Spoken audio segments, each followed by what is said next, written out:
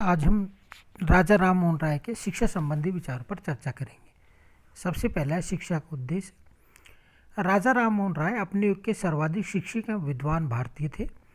उन्होंने शिक्षा पर उपयोगितावादी ढंग से विचार किया। उनके समस्त चिंतन का मूल उद्देश्य था भारतीय समाज को मध्ययुगीन अंधकार से निकालकर आधुनिक युग में ले जाना, ताकि भारत विश्व के विकसित एवं समृद्ध राष्ट्रों की श्रेणी में शामिल हो सके। इस उद्देश्य की प्राप्ति के लिए राय ने शिक्षा को सर्वोत्तम साधन के रूप में स्वीकारा। दूसरा, शिक्षा संबंधी विचारों की प्रकृति और विशेषता। राय के शिक्षा संबंधी विचार किन्हीं पूर्वाग्रहों से ग्रसित नहीं थे। उन्होंने शिक्षा को राष्ट्रीय उद्देश्यों की प्राप्ति का एक उपयोगी साधन माना। सबसे पहला है मध्ययुगीन शिक्षा पद्धति का विरोध।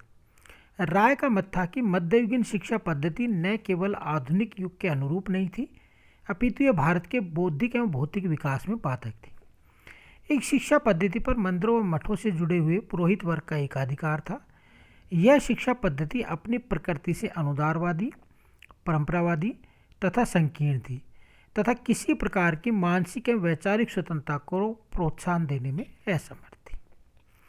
दूसरा है भारतीय दर्शन एवं संस्कृति के अध्ययन का महत्व। राजा राम मोहन राय ने मध्ययुगीन शिक्षा पद्धति और पाठ्यक्रम का विरोध किया, किंतु इनके साथ ही उनकी भारतीय दर्शन एवं संस्कृति में गहरी आस्था थी। वे व्यक्ति एवं राष्ट्र के चारित्रिक उत्थान के लिए धार्मिक व सामाजिक क्षेत्रों में सुधारों को लागू करने के लिए एकेश्वरवादी दर्शन की शिक्षा पर जोर देते थे। इस उद्देश्य से उन्होंने 1825 में वेदांत कॉलेज की स्थापना की। तीसरा, पाश्चात्य शिक्षा पद्धति और पाठ्यक्रम का पूर्ण समर्थन। राय मंदिरों से जुड़ी पाठशाला प्रणाली अथवा गुरुकुल प्रणाली के विरोधी थे और इसके स्थान पर स्कूल प्रणाली आधारित पाश्चात्य शिक्षा पद्धति के प्रशंसक एवं उत्साही समर्थक थे। इसके साथ ही वे पाश्चात्य पाठ्यक्रम के भी समर्थक थे। राय अंग्रेजी भाषा तथा पाश्चात्य शिक्षा पद्धति को भारत के विकास की एक अनिवार्य शर्त मानते थे। जब ईस्ट इंडिया कंपनी ने भारत में शिक्षा के विस्तार पर खर्च के लिए मंजूर संपूर्ण राशि को संस्कृत भाषा एवं पाठ्यक्रम से संबंधित शिक्षा संस्थाओं पर व्यय करने का निर्णय लिया, तो राय ने इसका विरोध किया और 1823 में गवर्नर जनरल लॉर्ड एहमस्टर्ड को पत्र में लिखा कि यदि ब्रिटिश संसद का उद्देश्य भारतीयों को सदा अज्ञान के अंधकार में रखना हो तो इसके लिए संस्कृत शिक्षा पद्धति ही अच्छी है। 1816-17 में कलकत्ता में एक अंग्रेजी स्कूल की स्थापना और 1822-23 में हिंदू कॉलेज की स्थापना में इन्होंने सहयोग दिया। नेक्स्ट है सार्वजनिक एवं निःशुल्क शिक्षा पद्धति। राय ने राष्ट्र हित में सार्वजनिक शिक्षा प्रणाली पर बल दिया। उनका मत था कि प्राथमिक शिक्षा सभी वर्ग एवं जाति के बच्चों को अनिवार्य एवं निःशुल्क रूप में प्राप्त होनी चाहिए। राय शिक्षण संस्थाओं में शारीरिक दंड की परंपरा के भी विरोधी थे। अब देखेंगे हम राय के आर्थिक विचार। राय के आर्थिक चिंतन के विचारों के अंतर्गत सबसे पहला है निजी संपत्ति एवं स्वामित्व का समर्थन। राय ने प्राचीन भारतीय परंपरा विधि के आधार पर निजी संपत्ति एवं सुविधा करने के व्यक्तिगत अधिकार का समर्थन किया। उन्होंने प्राचीन हिंदू उत्तराधिकार के नियमों के आधार पर मृत्यु के बाद पुरुष की संपत्ति में उसके पुत्र के साथ ही उसकी पत्नी व पुत्री के अधिकार का भी समर्थन किया। प्राचीन भारत से मुगल काल तक कृषि भूमि पर निजी स्वामित्व की प्रणाली प्रचलित रही है और ब्रिटिश शासन को भी इसका अनुकरण करना चाहिए। वे चाहते थे कि सरकार जमींदारों की तरह ही साधारण किसानों के बारे में भी भूमि के स्थायी बंदोबस्त की व्यवस्था को लागू करें। दूसरा है काश्तकारों के शोषण को रोकने का सुझाव। लॉर्ड कॉर्नवालिस ने बंगाल में जमींदारों के साथ भूमि के स्थायी बंदोबस्त की दो व्यवस्था लागू की थी। वह काश्तकारों के लिए आर्थिक व सामाजिक दृष्टि से शोषणकारी सिद्ध हुई। उनका मत था कि सरकार को काश्तकारों के साथ भी भूमि का स्थायी बंदोबस्त स्वीकार करना चाहिए। जमींदार को लगान वसूल करने का अधिकार तो होना चाहिए, किंतु उसे काश्तकारों पर लगान की मनमानी राशि लगाने का अधिकार नहीं होना चाहिए। स्वयं सरकार को भी जमींदारों पर लगान की राशि घटानी चाहिए। सरकारी खर्चे पर या सरकारी खर्च को घटाने का समर्थन। राय राष्ट्रीय हित में सरकारी व्यय में कमी किए जाने के समर्थक थे। उन्होंने शासन के उन क्षेत्रों की ओर संकेत किया जिनमें कार्य कुशलता एवं उत्तरदायित्व पर बिना कोई विपरीत प्रभाव डाले भी सरकारी व्यय में कमी ला जा सकती थी। नागरिक प्रशासन के उच्च पदों कलेक्टर आदि पर यूरोपीय अधिकारियों के स्थान पर शिक्षित भारतीयों की नियुक्ति की जाए तो सरकारी व्यय में कमी आ सकती थी, क्योंकि वे निम्न वेतनमानों पर यानी कि यूरोपियों की तुलना में निम्न वेतनमानों पर भी कार्य कर सकते थे।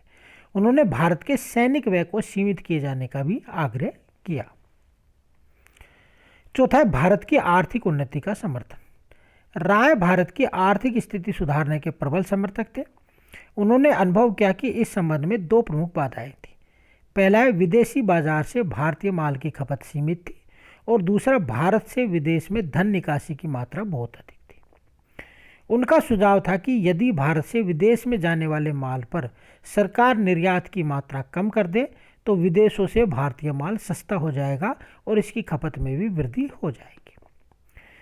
भारत से विदेश में धन की निकासी को सीमित करने के बारे में राय का सुझाव था कि सरकार को यूरोप के उद्योगपतियों एवं पूंजीपतियों को भारत में बसने के लिए प्रोत्साहित करना होगा।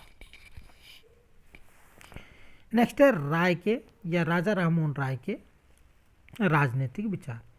राजा राममोहन राय नवजागरण के अग्रदूत थे। ये अमूमन ये क्वेश्चन पूछा जाता है और वे इस रूप में राष्ट्रीय जीवन के अन्य पक्षों की तरह ही राजनीतिक जीवन में भी भारत के आधुनिकीकरण एवं उत्थान के समर्थक थे। आधुनिक भारत के इतिहास में राय को प्रथम राजनीतिक विचारक होने का गौरव प्राप्त है। राय के राजनीतिक चिंतन का प्रमुख स्रोत पाश्चात्य व्यक्तिवादी विचारधारा है जो तत्कालीन यूरोप में निरंतर लोकप्रिय हो रही थी। उनका कहना था कि ब्रिटिश उदारवादी विचारक जर्मी बेंथम की उपयोगितावादी विचारधारा अधिक उचित प्रतीत हुई और उन्होंने इसे भारतीय परिस्थितियों में संशोधित रूप में लागू करने का प्रयास किया। पहला इसमें व्यक्ति की स्वतंत्रता पर विचार। राय ने मानव के प्राकृतिक अधिकारों और उन पर आधारित स्वतंत्रताओं में गहरी आस्था थी। उन्होंने व्यक्ति की स्वतंत्रताओं का नैतिक आधारों पर भी समर्थन किया। उन्होंने इन अधिकारों को पूर्ण अप्रतिबंधित रूप में स्वीकार नहीं किया। उन्होंने इसके साथ ही इन अधिकारों की रक्षा के लिए राज्य के हस्तक्षेप के सिद्धांत का भी समर्थन नहीं किया। राज्य व्यक्तिवादियों की तरह ही व्यक्ति की स्वतंत्रता के तो प्रबल समर्थक थे, किंतु वे उनकी तरह स्वतंत्रता को समाज निरपेक्ष नहीं मानते थे। दूसरा है राज्य के कार्यक्षेत्र के बारे में विचार। उन्होंने राज्य के कार्यक्षेत्र के बारे में व्यक्तिवादियों के हस्तक्षेप के सिद्धांत का भी समर्थन किया। राय ने राज्य को ऐसा उपयोगी और महत्वपूर्ण साधन माना जो व्यक्ति व समाज के भौतिक व नैतिक कल्याण में मदद दे सकता था। वे व्यक्ति और राज्य के हितों में परस्पर विरोधी नहीं मानते थे, अपितु इन दोनों को परस्पर अनुपूरक मानते थे। राय उपयोगितावादी व नैतिक आधार पर राज्य के कार्यक्षेत्र के विस्तार के समर्थक थे। उनका मत था कि लोकतांत्रिक एवं संवैधानिक राज्य द्वारा उपरोक्त कार्यों को किया जाना चाहिए। तीसरा है सभी राष्ट्रों की स्वतंत्रता का समर्थन। राय किन्हीं विशिष्ट कारणों से भारत में कंपनी शासन के अस्थायी रूप से समर्थक थे, किंतु समयारूप वे यूरोप एवं एशिया के सभी राष्ट्रों की पूर्ण स्वतंत्रता के समर्थक थे। उन्होंने टर्की के साम्राज्यवाद के खिलाफ यूनानिया तथा ऑस्ट्रिया के साम्राज्यवाद के खिलाफ नेपल्स के लोगों की स्वतंत्रता आंदोलन की प्रशंसा की। चौथा है निरंकुश शासन का विरोध तथा लोकतांत्रिक व संवैधानिक शासन का समर्थक। राय किसी भी प्रकार के निरंकुश व दमनकारी शासन के विरोधी थे। वे अति शक्तिशाली राजतंत्र, अधिनायक तंत्र तथा अनुदार कुलीन तंत्र के विरोधी थे, क्योंकि ये सभी शासन आम नागरिक अथवा बहुसंख्यक व्यक्तियों के लिए दमनकारी व कष्टकारी सिद्ध होते थे। 1779 की फ्रांस की उदारवादी क्रांति से वे अत्यधिक प्रभावित थे, जिसके द्वारा निरंकुश राजतंत्र का अंत किया गया और लोकतंत्र शासन की स्थापना की कोशिश की गई। राय लोकतांत्रिक व संवैधानिक शासन के समर्थक थे। वस्तुतः वे तत्कालीन ब्रिटेन में मौजूद इस प्रकार की शासन प्रणाली को पसंद करते थे।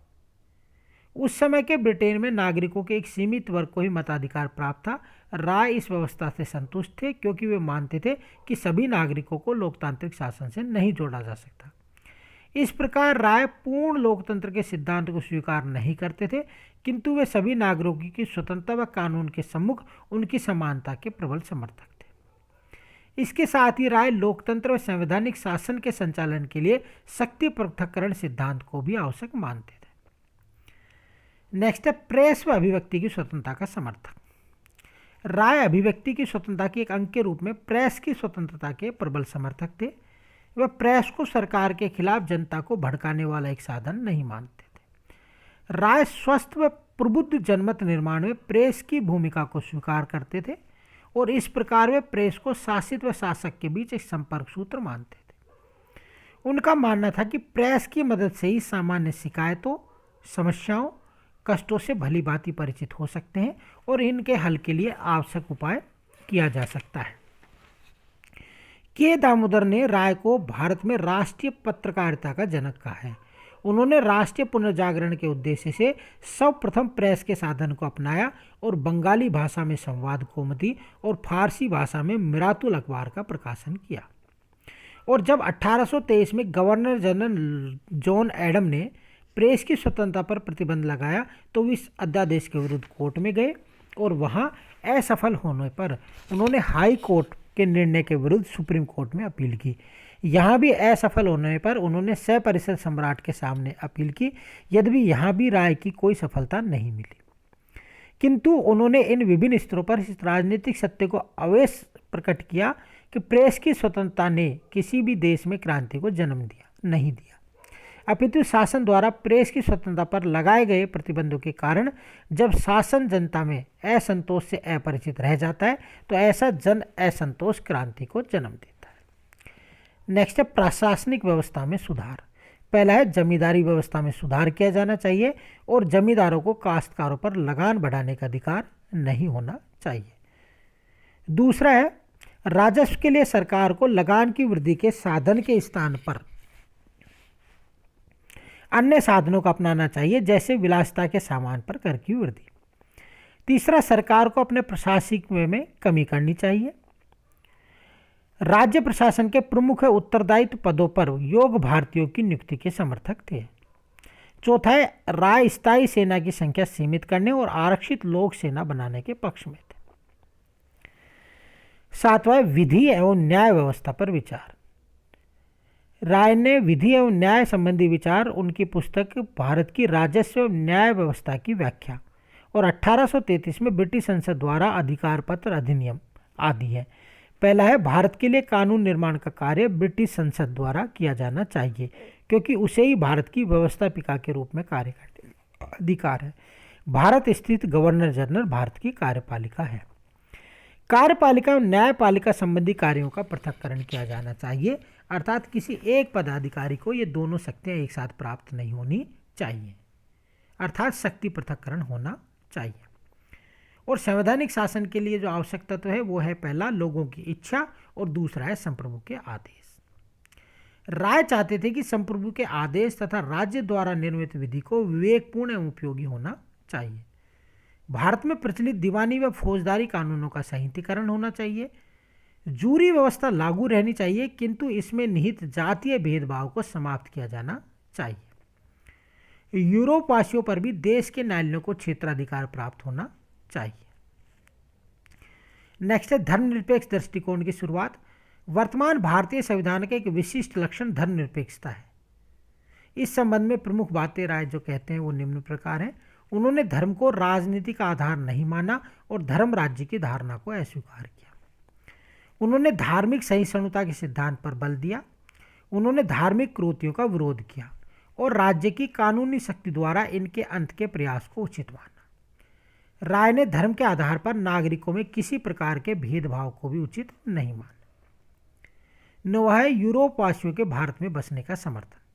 भारत में यूरोपवासियों के स्थायी निवास पर पाबंदी थी।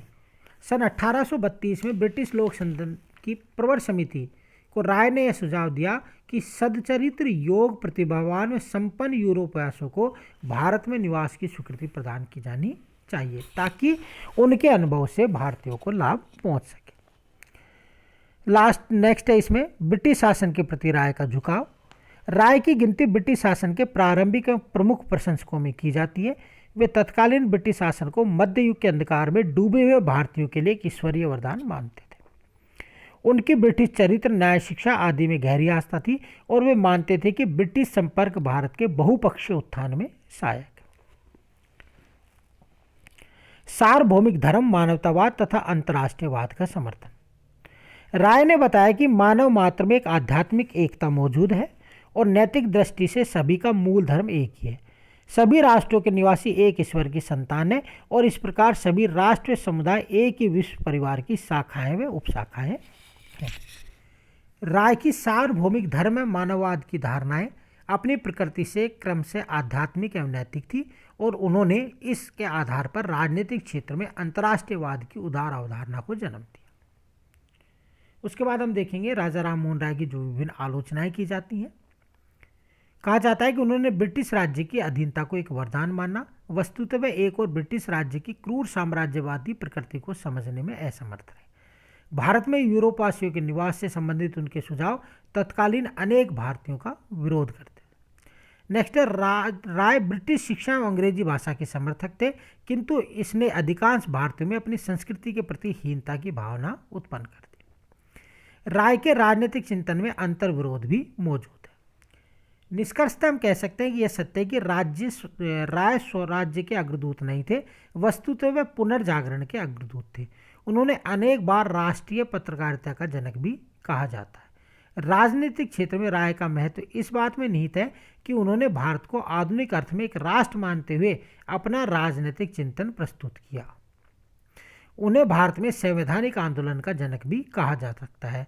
उनका उदार राष्ट्रवादी नेतृत्व व्यक्ति की स्वतंत्रता, राज्य के कार्यक्षेत्र, राष्ट्र की स्वतंत्रता, लोकतांत्रिक एवं संवैधानिक शासन, प्रेस की स्वतंत्रता आदि पर निर्भर है। आधुनिक भारत के निर्माण में राय के राजनीतिक विचारों ने नीम के पत्थर की भूमिका की निभाई और यही उनका महत्व। Thank you.